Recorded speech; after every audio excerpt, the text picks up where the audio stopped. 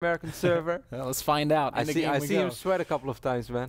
Spawning in the bottom half of Heavy Rain. This is that Terran about a WCS champion, a BlizzCon semi-finalist, a highly decorated, well-traveled, and much-loved Terran superstar. He is, of course, Bomber. No decals. He's been listening to the admin, the only player yet. Up in the top half of the map, Bomber's opponent. He goes by many names. Some people say that Jim Victus Gaming is named after him. Some people say that the Jim Credible Miracle also is named after him. Other people say that he's just Jim. And that's all we need to say for now. Jim. Just Jim. Ah, curious, man. Curious if we're going to see the same things that we've seen in the past from him and that we see him do so well, so much better than most of the Protoss players. I know that Minigun messed around with his style for quite a while, but I haven't really seen Minigun play like that at all lately at the North American server, so it seems like Mini kind of stopped doing it. Minigun is also one of those pretty versatile Protoss players. We're going to see Minigun later today, so that's why it's worth talking about him. Like, Minigun will pick up on a style that he thinks is good. He's going to do it for a while. The moment he doesn't believe in it, he just drops it. This is such a headline match, Kev. This could be a WCS America final. This could very reasonably be a global matchup. But unfortunately, these players find themselves meeting in the Challenger group, where only one of them will make it into Premier League. I was really excited for Challenger League, Ben, because I love casting best of fives, and the moment the matchups were out, I was like, okay, those are cool. And I'm like, Jim against Bomber, what the? I want to see that. I want to cast it. And I'm glad I have the opportunity to do so, Ben. It's the Reaper opening over here for Bomber. He leaves 2 SCVs on gas, will most likely just Reaper expand, a Reaper reactor expand for him. And Jim on the other end will most likely just go for a 1 gateway fast expand. It would be really sick if Jim just decides to 4-gate 3 games in a row. Be like, so I heard you guys were excited.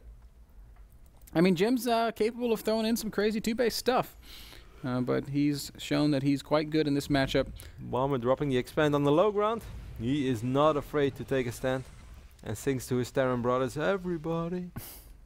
Jim's going to let that Zealot finish. Nope, he canceled it. Yeah, I just want to make sure there's no engineering bay blocking that Nexus. He's going to most likely chrono boost out, I want to say, a Stalker. Man, he's going to have a hard time. Yeah, actually, he's going to get a Mothership Core, but still. Reaper going to be a little bit annoying. Might get a Probe Killer too. Is certainly going to get a good Scout. Has seen the Nexus already. Might lose a Probe. Jim too good for that. But it only happens to noobs like me. That Mothership Core timing.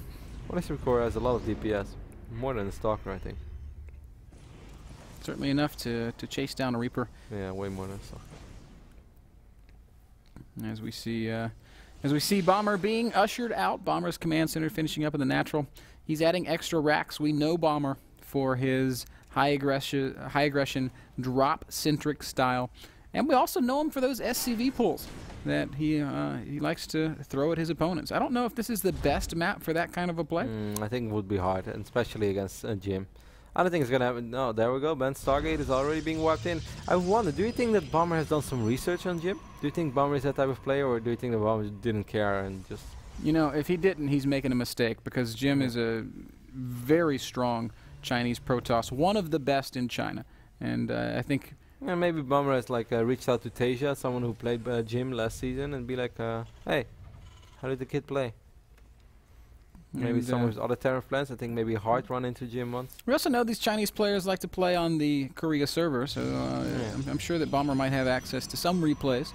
And Jim has probably walked, maybe even ran into Bomber in the past, because Jim has played quite a bit on the Korean server as well.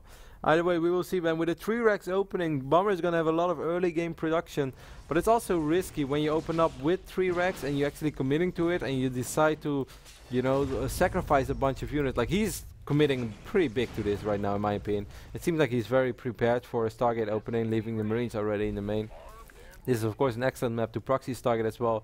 I think the Bomber is going to try to force a big fight before there are any Colossus out on the field, which is possible. He's going to hit like a stim and combat shield timing. Do you think he might even... Look at the great still Reaper no Scout, factory, man. Reaper pops up into the main base once more. Yeah.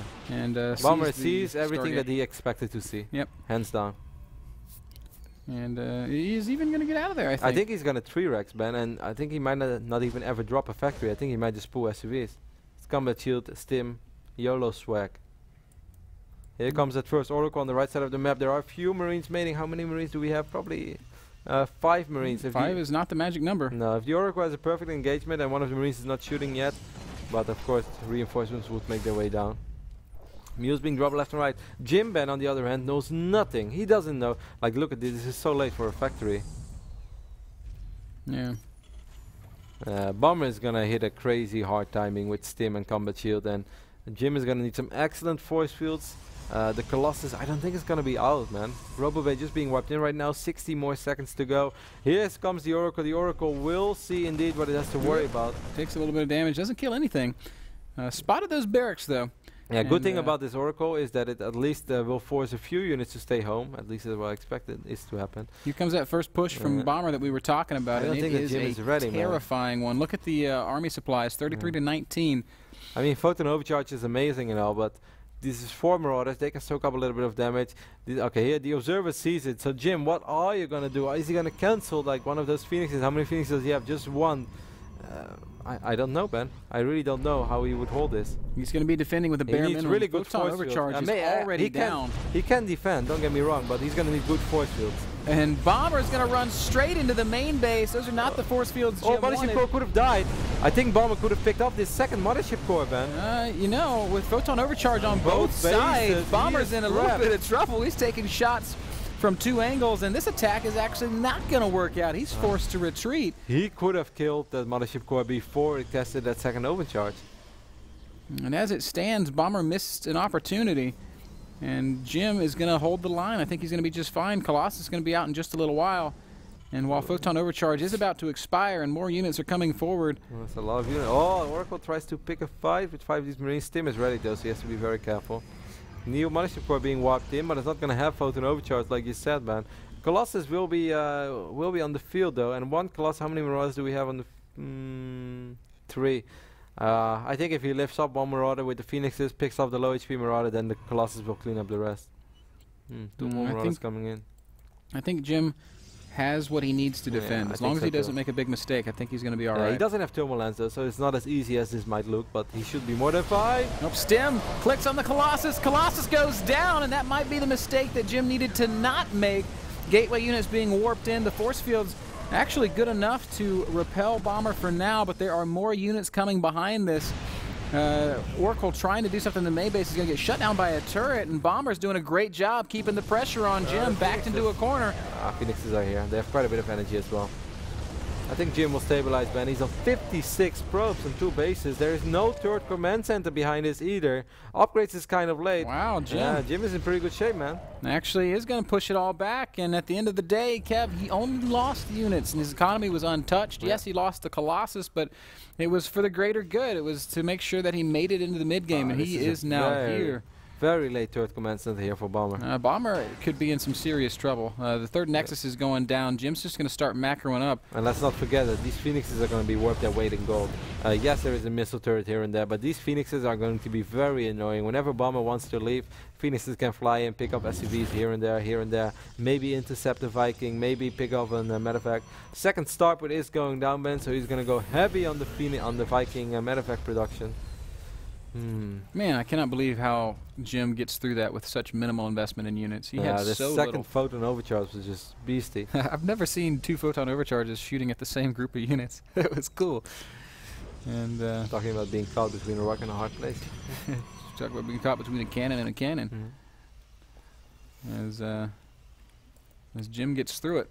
Viking count is gonna grow. He's also getting +1 on the Vikings. What? Yeah, for a second I thought it said +2, but it's at the infantry. I was like, what? +2 Vikings? No way. He's producing 4 Vikings at a time.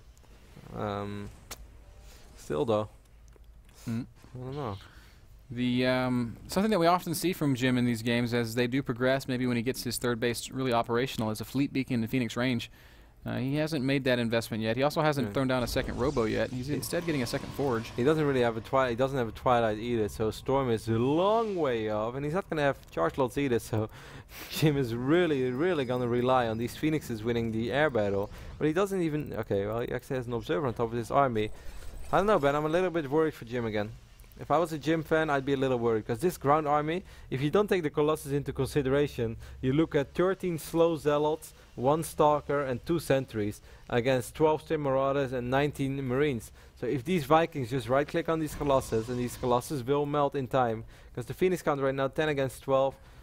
He's also getting +1 air weapons already, not air weapons, sorry. Yeah, it is air weapons. Wow. I did not know that the Protoss was called air weapons as well. And he's on double forts right now. It's all going to come down to whether or not Jim will be able to keep his Colossus alive.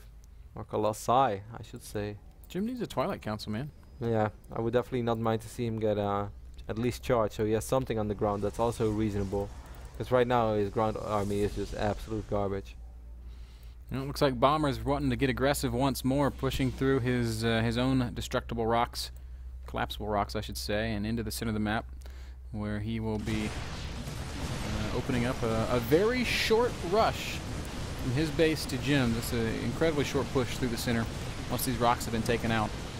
Jim's got 3 Colossi out. He's got a lot of Zealots, but as we've been discussing, the Twilight Council is very late.